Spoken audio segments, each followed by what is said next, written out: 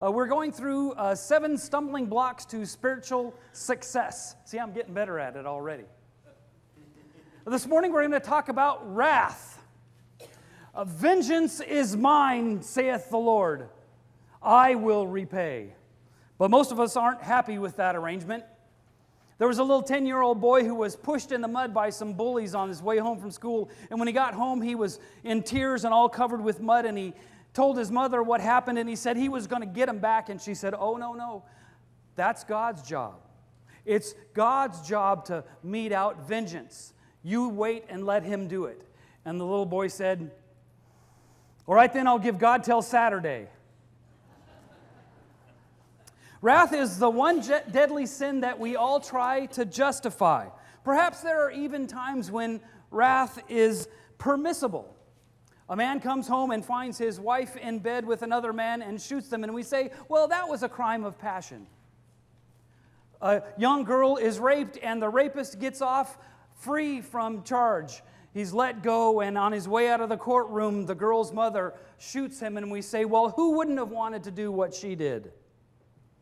We make wrath defensible in certain situations. But we all know what Jesus said.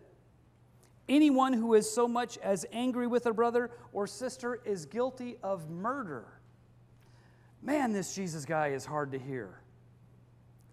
The interesting thing is that when the King James translators got together to translate what was at that time the Latin Bible into English, one of the theologians who was involved in that process was named Erasmus. And when he came across this passage, he added in 2 words, without cause. So he made Jesus say, whoever is angry at someone without cause commits murder. Erasmus was so desirous of justifying his own anger that he was willing to put words in Jesus' mouth. We too sometimes alter the words of Jesus to meet our own needs and biases. But Jesus is harder on anger than Erasmus was. He's harder on anger than we are. Now that might seem harsh, but when we look closely at the consequences of wrath, we see why Jesus was so hard on wrath. So what is wrath? It's different than anger.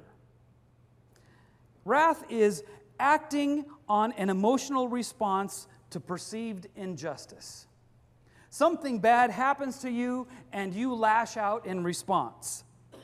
A feeling of outrage that's connected and correlated to an injustice. You see, wrath becomes a sin when we act on our impulses. Another definition of wrath is unrestrained anger. Getting carried away by emotion and behaving excessively.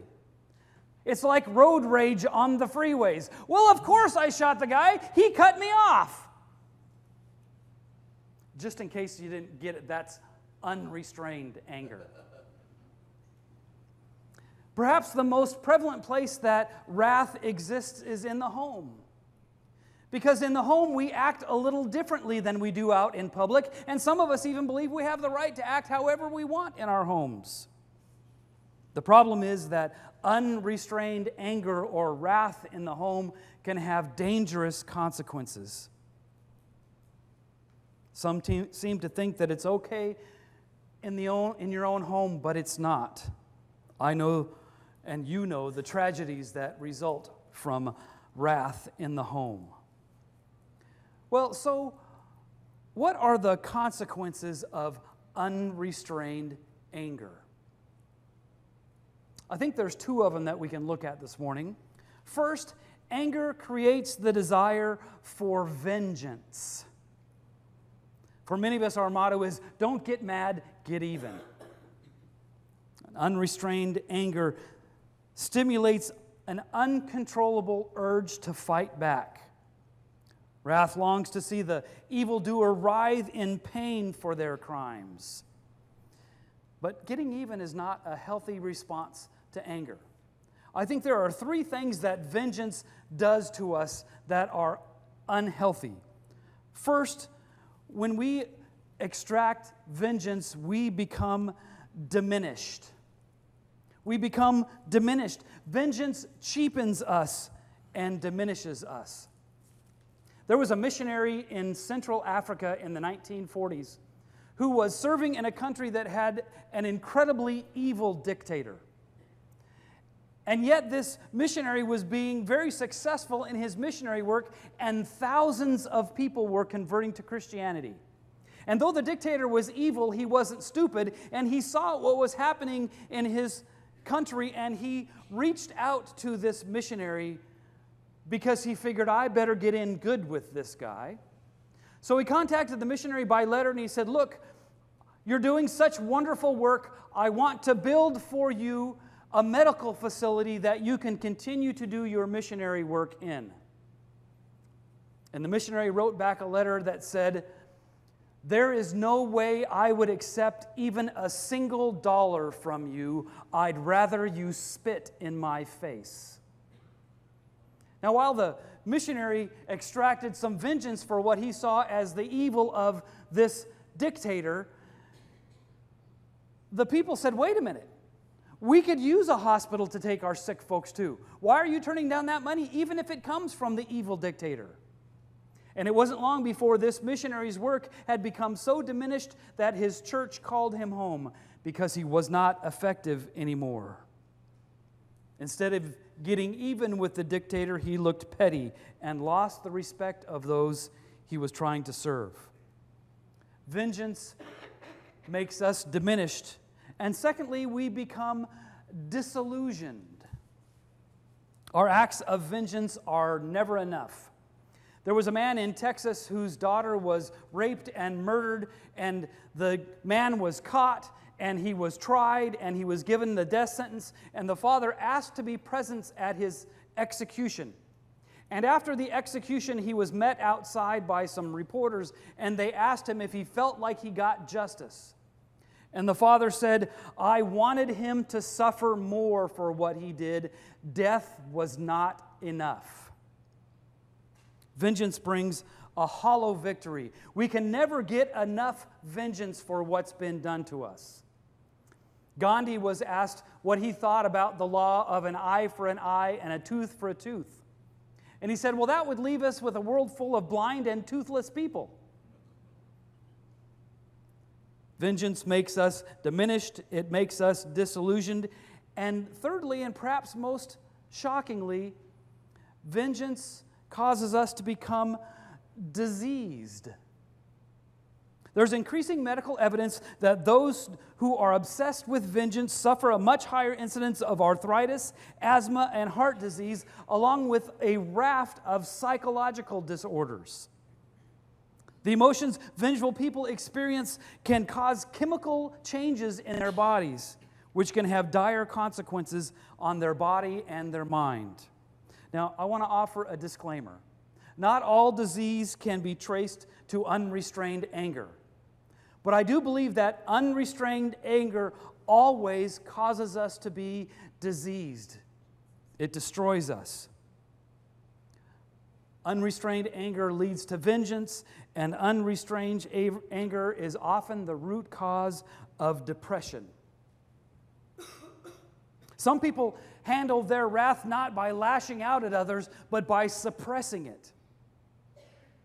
It's a coping mechanism often used by Christians because we've been told you're not supposed to be angry. The pastor told us you're not supposed to get angry. So we take that anger and we stuff it down inside. And it turns from anger against others to anger against ourselves, and depression is the result. We Christians often pretend that we're bigger than we really are, that we can forgive and forget, but we never really forgive, and we certainly don't forget.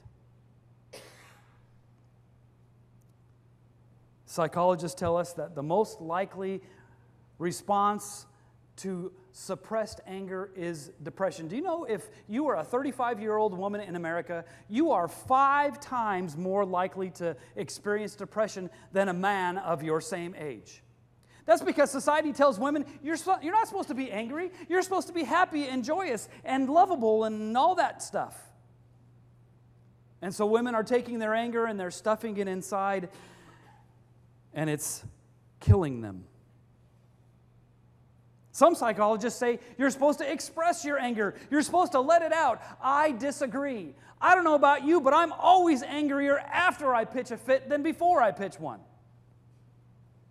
We need to be careful how we express our emotions, because we often feel those emotions more intensely after we express them. Psychologist George Herbert Mead discovered that what people say influences how we feel as much or more as how we feel influences what we say or do. I'm going to read that again because I think it's incredibly important. What people say and do influences how we feel as much or more as how we feel influences what we say or do. You all know this. You're usually more angry after you throw the fit than before. If we are saying and thinking angry things, we get angrier. Cranky old men aren't cranky because they're old. They're cranky because they're cranky.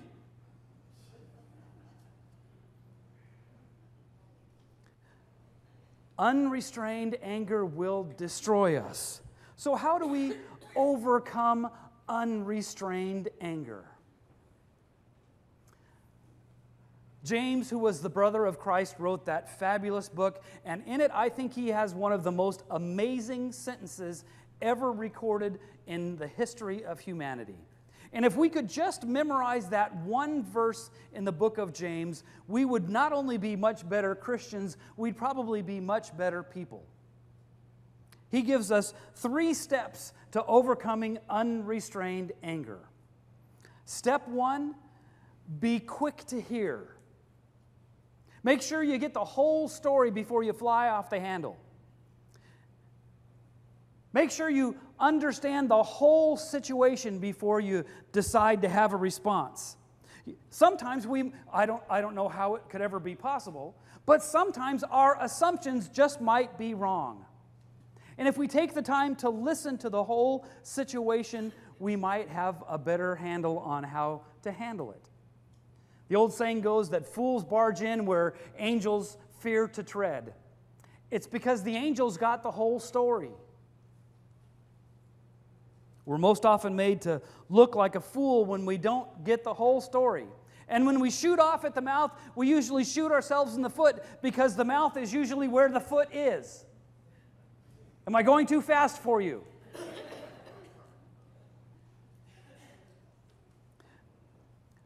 And while you're listening, I think it's helpful to remember what God has done for us.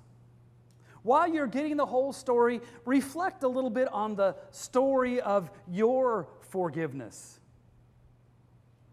It's undeserved, and yet it's given lavishly.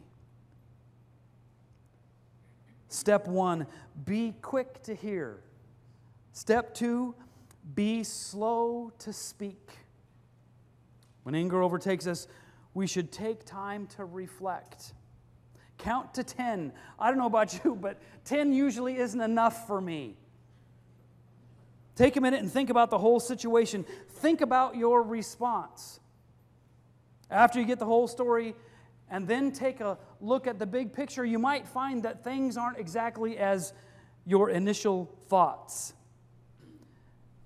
When we think we have the right to be angry, Jesus reminds us in the parable of the unforgiving servant that God, who has every right to bestow His ultimate wrath on us, is willing to remove our sin. Like the king forgave that servant of his entire debt. Let's not be like that servant and go after those who only owe us a little. Be quick to listen, slow to speak, and step 3, be slow to anger. Now, anger is an emotion, and an emotion is not a sin. We all get angry. We all have perceived injustices done on us. But don't suppress your anger. don't vent your anger. Use it intelligently. In a few weeks, I'm going to do a sermon series called How Bad Things Can Make Good Relationships. And I'm going to preach a sermon on how anger is a helpful thing in relationships. Anger certainly isn't a sin because there are several times in the New Testament when Jesus gets angry.